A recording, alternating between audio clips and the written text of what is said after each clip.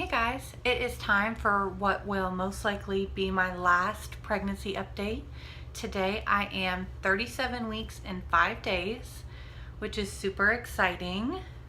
I think I say that every time, but there have been a lot of changes and updates since the last video that I made.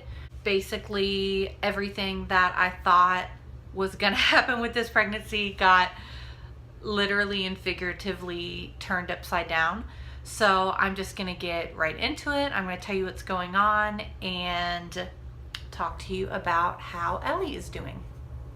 So 2 weeks ago, I went in for my 36-week appointment, and my midwife had told me 2 weeks prior to that we would do my first kind of baseline cervical check at my 36-week appointment. So I was excited for that. I wanted to see if I might be dilated at all or getting ready for labor. But like I've been telling them for months, probably at least 2 or 3 months, that I think she's breech. I have felt a lot of movements. I thought that I felt most of the kicking down below, which would mean her feet are down there. And ever since I started to really be able to feel her actual position in my body, I have felt like her head has been up top, really high up here. Because they say you can tell if it's the head because it's really round and really hard. The butt does feel round, but it doesn't feel as hard. So she does my cervical check and she's all up in there, and all of a sudden she goes, huh.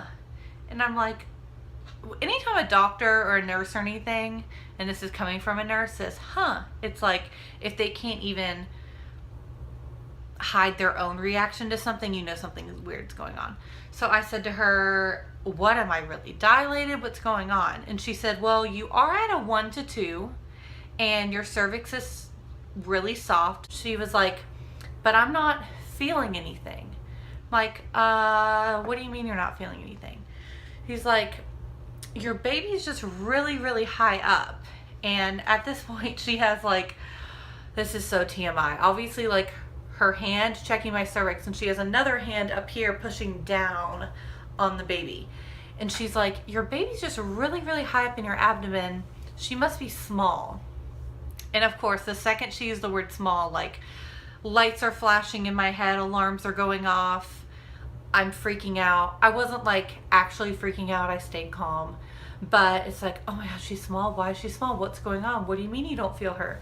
So I start asking her all these questions. And like I had just told her 2 minutes before, I said, I'm pretty sure her head's up here. I'm pretty sure she's breech. And she looked at me and she was like, you're going to get an ultrasound right now. Which I knew that she was concerned when she said that, because there's been times when I've even gone in for a routine ultrasound and they're so busy I've had to wait an hour. There's only one ultrasound room and one ultrasound tech in the office. So if she is concerned enough that she's like, I'm going to get you in to the ultrasound right now, I knew something was going on. So then I started to really get worried. Of course. So I go into the ultrasound room and she puts the probe on my belly and she's immediately like, yep, she's breech. And I just wanted to say no shiz, Sherlock. I've been telling you guys this for months. But it's there she is, upside down. And she said that she is frank breech, and so her head is up under my ribs and both of her legs kind of folded in half. So her head's up under my ribs with her legs up there and her arms up there, which would explain why I'm so uncomfortable. My belly is not huge, but everything's going on up in my ribs. Her head is stuck up under there. Her arms are up there. Everything is going on. So at that point she said, well, there she is. She's breech, blah, blah, blah.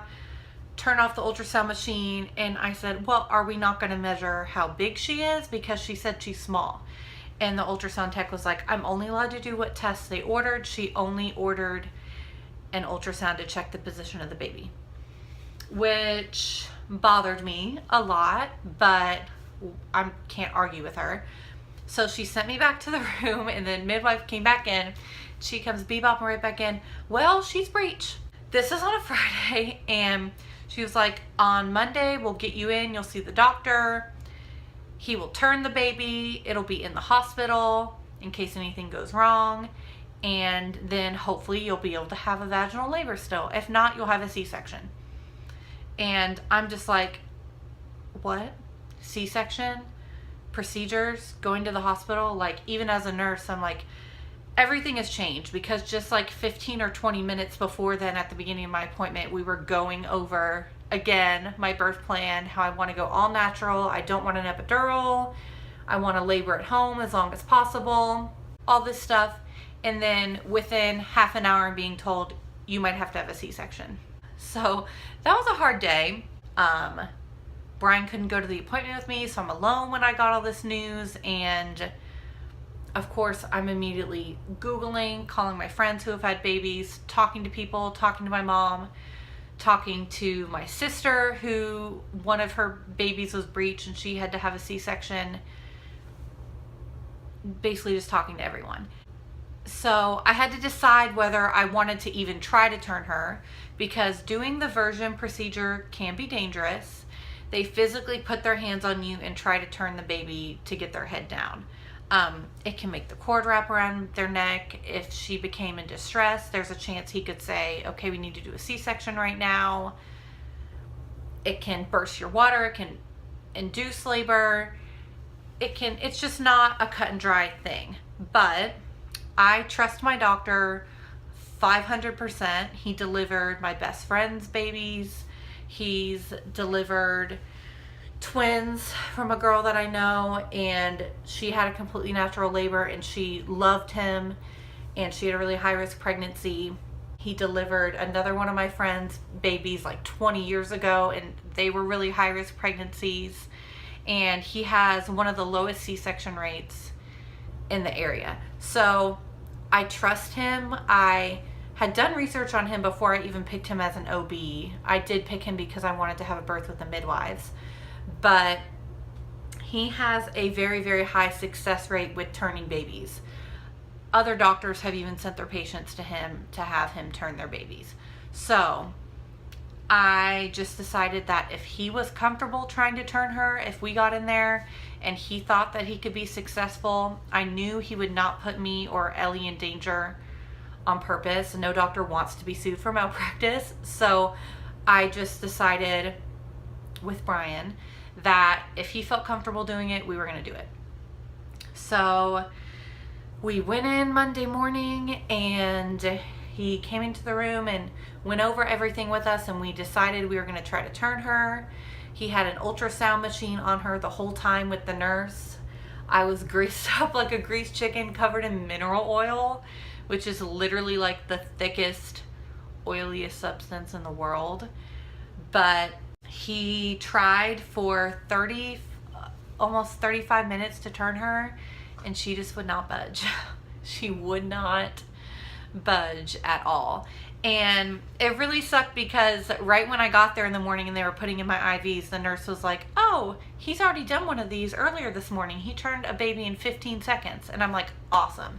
We're going to be in and out. He's going to come in here, boop, she's going to be head down, and then I'm going to get to have my natural labor. Everything's going to be awesome.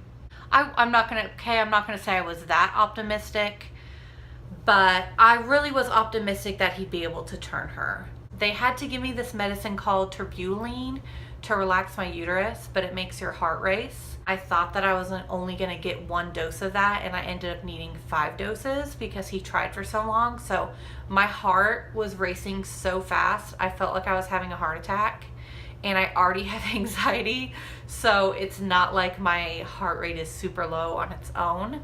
And he had the bed turned where like my feet were elevated and my head was all the way down at an incline, so all the blood was rushing to my head. It was not a fun experience. I'm not going to say it was fun, but it was not as painful as I thought it was going to be. Of course, I immediately, while I was doing research on it over the weekend, was like going to all the mommy blogs and reading their experiences and all the horror stories, and they said it was worse than childbirth. It was very uncomfortable.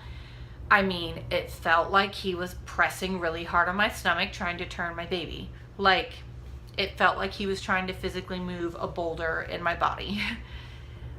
But it was not like sharp, excruciating pain. It was just very, very uncomfortable. Honestly, the worst part was just getting the Terbutaline and having my heart race so fast for so long. So he was not able to turn her. And when I asked him about his success rate before he started, he said, well, I've been doing these since the early 80s. And I'd say I probably have about a 90% success rate. So, of course, that made me really hopeful. But also, I 100% now believe that if she is breached, she's breached for a reason. She's supposed to be like this.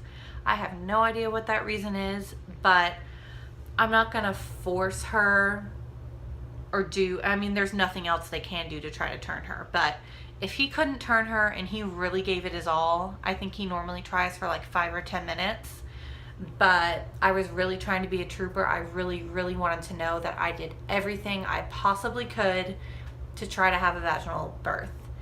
And that just unfortunately isn't possible anymore.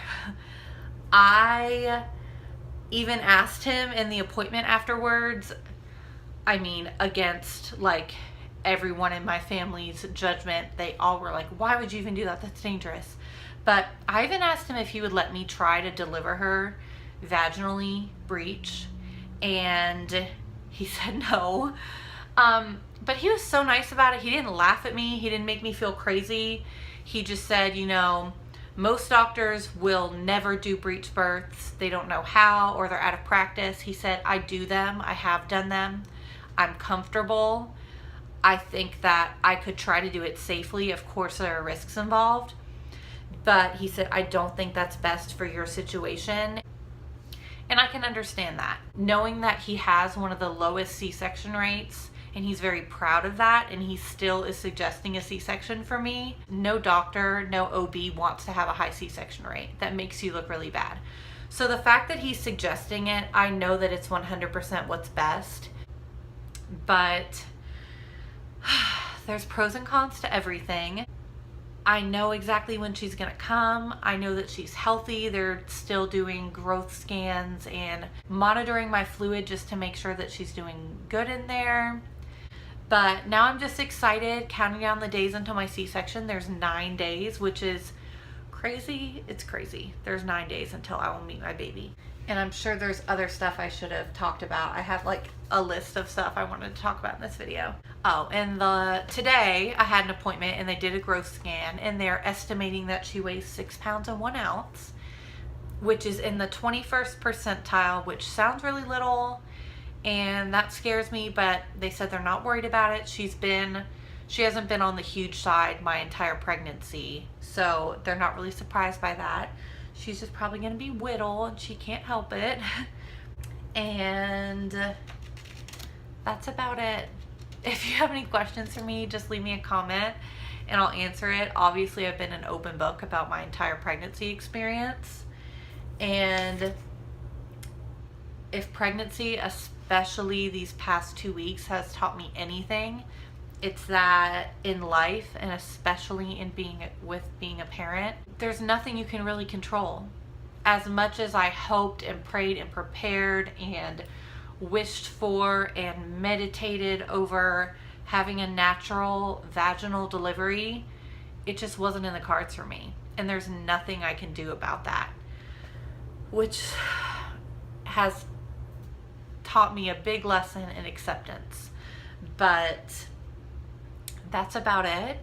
Ellie will be here in 9 days and I cannot wait. I will be blowing up your Facebook, Instagram, Snapchat. If it's social media, I will be blowing it up with pictures of my baby. Thank you so much if you've been watching these videos from the start, or if this is the first one of these videos you've watched, welcome. But thank you so much to everyone who has supported me and Brian on this journey. We're so excited to become parents and to meet our little girl. So thank you so much for watching this video. If you enjoyed it, Please subscribe to my YouTube channel so you won't miss any of my future videos. But I hope that you're having a great day, and I will see you guys soon.